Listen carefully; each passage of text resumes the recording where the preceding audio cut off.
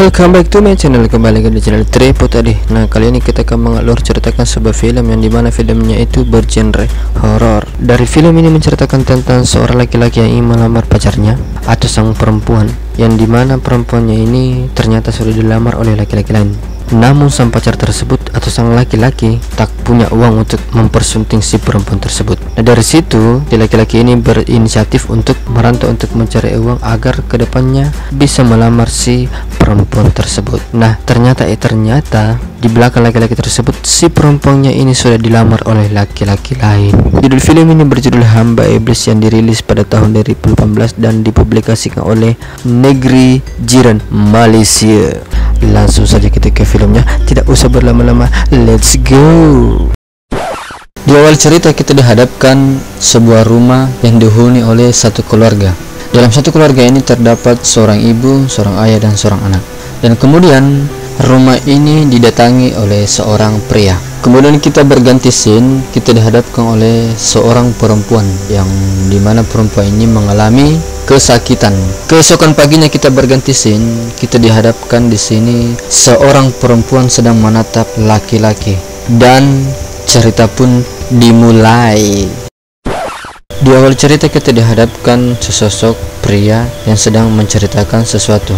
Pria ini bernama Malik. Malik ini adalah sahabat dari Tahir, dan sosok pria yang di belakang itu adalah bernama Tahir. Tahir adalah suami dari Aisyah. Mereka menceritakan sesuatu apa yang sebenarnya terjadi pada keluarga Tahir, yang dimana Tahir ini selalu mengeluh atau menceritakan permasalahannya itu kepada si Malik. Dan si Malik ini adalah sesosok sahabat yang memberikan pengertian kepada Tahir atau memberikan masukan kepada Tahir, walaupun sebenarnya Tahir itu kadang menerima, kadang juga tidak. Si Tahir ini menceritakan tentang Aisyah yang setiap paginya itu mendapatkan bekas luka di tubuhnya.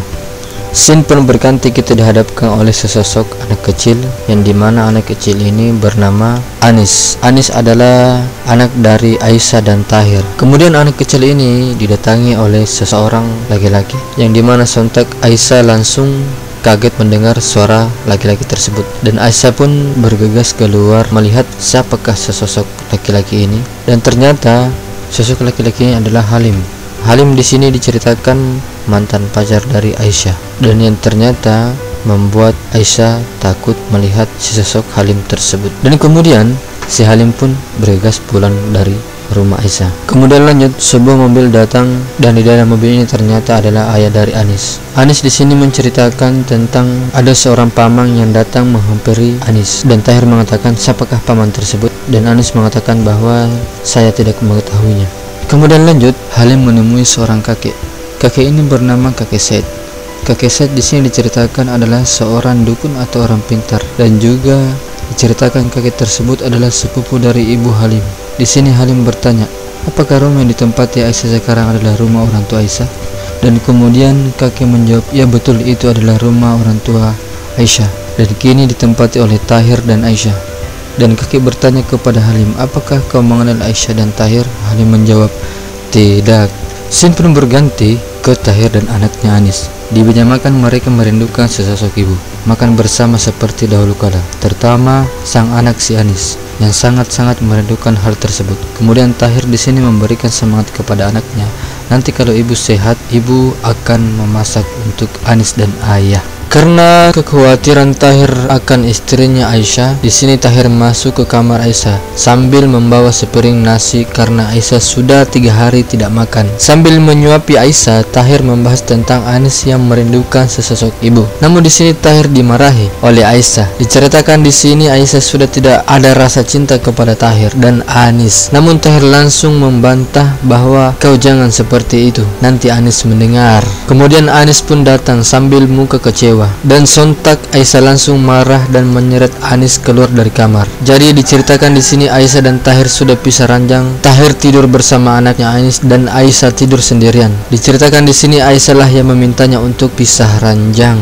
Saat Tahir dan anaknya Anis sudah tidur, jam tengah malam pun datang. Diceritakan di sini Aisyah langsung ketakutan karena didatangi oleh sesuatu, dan ternyata Halim lah yang datang, dan sontak Aisyah langsung kesakitan dan menjerit. Scene pun berganti, Tahir dan Malik Malik lagi-lagi menceritakan rumah tangga, apalagi soal tadi malam. Aisyah langsung mengusir Anis keluar dari kamar. Kemudian Malik di sini memberikan masukan kepada Tahir agar kita ke rumah kakek Said. Namun Tahir menolak akan hal itu karena diceritakan bahwa Tahir nantinya dilihat oleh masyarakat, karena Tahir di sini sudah menyandang gelar orang terpandang di kampung. Namun karena Tahir memikirkan keluarganya, apapun dia akan lakukan.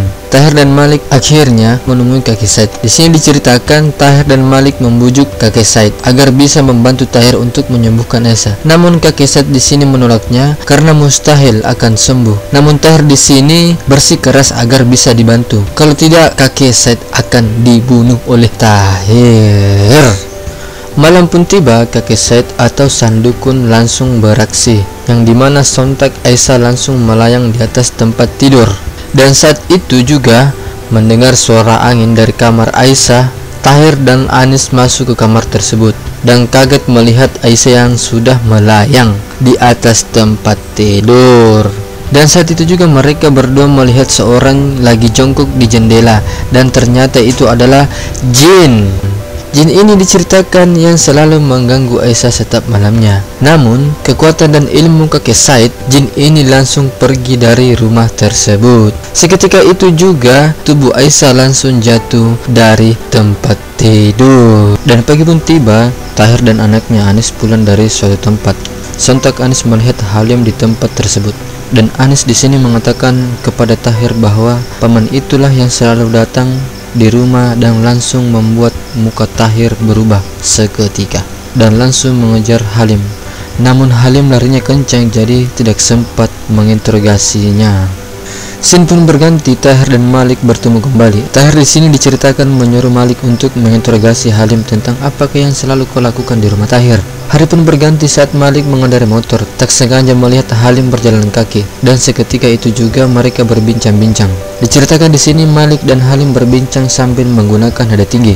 Mereka membicarakan alasan apa yang membuat Halim kembali ke kampung dan apa yang kau lakukan setiap malamnya di rumah Tahir. Namun di sini Halim menjawab, "Salahkah jika aku kembali ke kampung?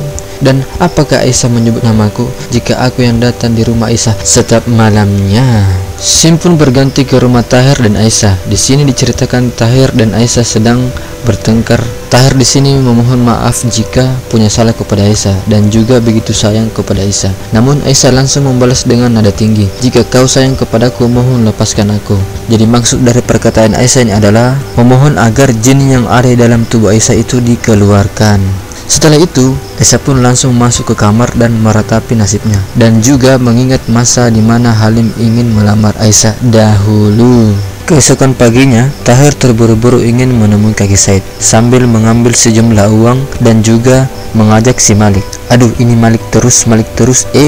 Di sini Tahir mendesak kakek Said agar jin itu bisa tunduk kepada kakek Said. Namun kakek Said di sini diceritakan tidak bisa menuruti apa yang diinginkan oleh Tahir. Malam pun tiba, Tahir dan Halim bertemu di pinggir jalan. Mereka membicarakan tentang Aisyah, dan tak lama Tahir meluncurkan pukulan ke arah Halim. Karena dasarnya Halim mempunyai ilmu silat, pukulan Tahir pun meleset. Tak lama itu mereka mendengar sesuatu di dalam hutan, dan yang ternyata itu adalah jin yang selalu mengganggu Aisyah, dan seketika menatap ke arah mereka berdua. Karena kemunculan jin tersebut, perkelahian antar dua insan ini pun batal dan membuat mereka bergegas pulang.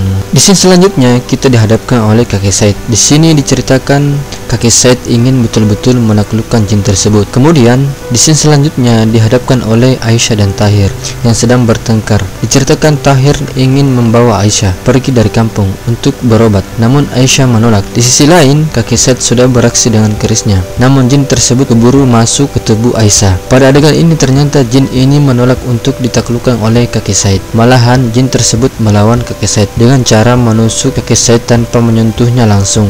Ya, adegan ini seolah-olah kakek Said bunuh diri gitulah.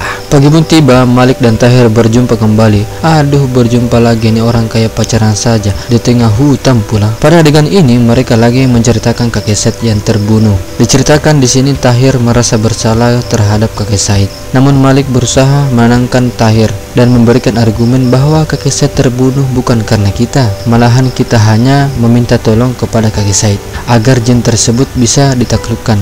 Tanpa diduga Halim pun datang. tepat pada saat mereka berdua bertengkar. Muka Tahir pun langsung berubah drastis. Karena kemarahan Tahir sudah di ujung tanduk, spontan Tahir masuk ke mobil mengambil parang, sedang menodongkan ke Halim sambil memaki Halim, "Apa yang kau lakukan setiap malam di rumahku dan sampai memanjat di rumahku?" Dan seketika itu juga Halim menjawab bahwa, "Aku memang ke rumahmu, tapi aku tidak sampai memanjat ke rumahmu. Aku hanya ingin melihat Aisyah." Kemudian lanjut, Tahir pulang ke rumahnya dan menuju ke lantai 2. Di sini Tahir mengambil sesuatu di lemari dan ternyata itu adalah sebuah batu. Dan ternyata batu tersebut mengingatkannya di masa lalu. Diceritakan di sini, Tahir mengingat di mana pertama kali berjumpa dengan Aisyah. Namun Aisyah di sini menolak diganggu, sampai-sampai Tahir ditamparnya. Ini film dari awal sampai sekarang, ini Tahir ditolak terus dan ditolak terus, kasihan ini Tahir. Aduh. Dan scene pun berganti karena Tahir sudah tersepona pada pandangan pertama pada Aisyah. Dia rela melakukan apa saja demi mendapatkan Aisyah, sampai-sampai dia ke orang pintar begitu. Ya, orang pintarnya tak lain dan tak bukan ya kakek Said lah. Nah, inilah contoh cinta ditolak dukun bertindak. Dan seketika itu juga dari foto Aisyah yang diasapi oleh sebuah dupa, seketika itu langsung berganti menjadi sebuah batu yang dinamakan batu permata. Nah, dalam cerita ini untuk mendapatkan Aisyah syaratnya Tahir harus memandikan batu ini dengan darah haid perempuan setiap bulannya di saat bulan purnama. Ya, karena dasarnya nafsu Tahir udah kelewat batas, apapun syaratnya dia akan lakukan. Lanjut scene selanjutnya diceritakan Tahir sudah mendapatkan Aisyah sepenuhnya, sampai-sampai Tahir sudah menikahi Aisyah. Namun Tahir masih gelisah dikarenakan dia tidak punya penghasilan. Diceritakan di sini Tahir malu dengan orang tua Aisyah karena tidak bisa menghidupi Aisyah. Ya, kalau bisa saya tangkap sih, Tahir ini masih numpang di rumah mertua dan juga Tahir ini masih miskin gitulah. Lanjut. Dan kesekian kalinya Tahir dan Malik bertemu kembali. Diceritakan Tahir hendak minta tolong kepada Malik agar bisa mendapatkan tumbal karena mengingat persyaratan untuk jadi orang kaya, ya begitu. Adapun persyaratannya yang dikatakan kakek Said untuk batu permata itu adalah setiap tahunnya di bulan purnama batu itu harus dimandikan dengan darah manusia. Nah, berarti ini sudah tumbal dong.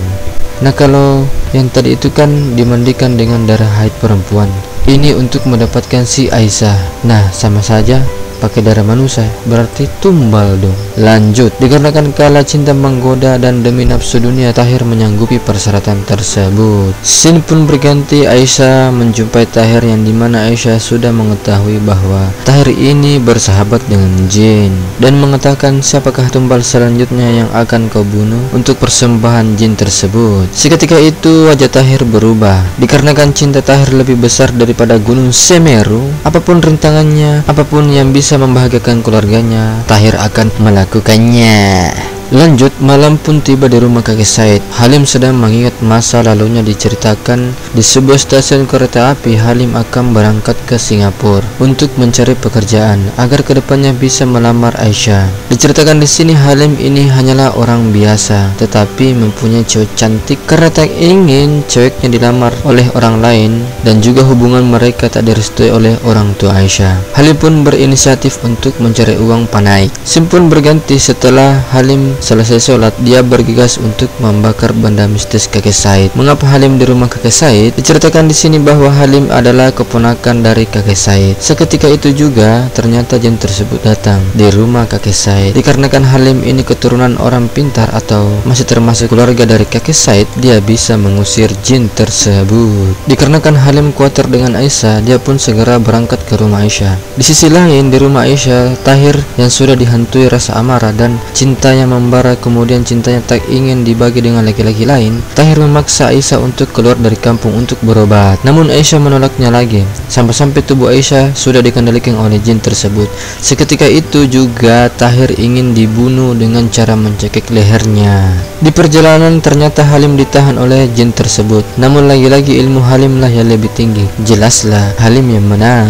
Scene pun berganti di mana tubuh Tahir melayang sambil dicekik oleh Aisyah. Namun Aisyah mendengar suara teriakan Anis yang meminta jangan bunuh ayah. Seketika itu juga tubuh Aisyah pingsan dan tubuh jinlah yang keluar dan meneruskan cekikan tersebut. Dan seketika itu pula Halim datang menolong Tahir sembari menyuruh Tahir mengambil batu permata tersebut guna untuk bisa membakar bersama jin tersebut. Namun diceritakan di sini sebelum batu itu diberikan kepada Halim, jin tersebut kabur disuruh menarik Tahir dan melemparnya keluar dari rumah hingga membuat Tahir meninggal di tempat. Adegan tahan menahan masih berlanjut sampai di luar rumah. Jin tersebut masuk kembali ke tubuh Aisyah. Adu jitas ilmu pun masih berlanjut sampai di mana Halim melihat batu permata tersebut. Kemudian dia berusaha memberikan mantra dan membuat jin tersebut keluar dari tubuh Aisyah. Dan seketika itu juga jin tersebut terbakar dan tubuh Aisyah pun terjatuh pingsan. Karena jin tersebut telah hangus terbakar, seketika itu pula membuat tubuh Aisyah terbangun tepat di pelukan anaknya Anis.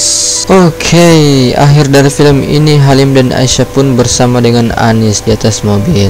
Namun dan ternyata jin tersebut tidaklah bisa musnah seketika, karena diceritakan jin tersebut pindah ke tubuh Anis. Kakek Said memang pernah berkata, jika kamu Tahir tidak bisa memberikan tumbal kepada jin tersebut, istrimulah yang akan jadi milik jin tersebut selama-lamanya, ataupun nyawa anak kamu sebagai penggantinya. Film pun tamat. Pesan yang kita bisa ambil dari film ini adalah uang bukanlah segala-galanya, tetapi semua orang butuh uang. Terima kasih kepada kalian sudah menonton video ini. Sampai jumpa di video alur cerita lainnya. Goodbye.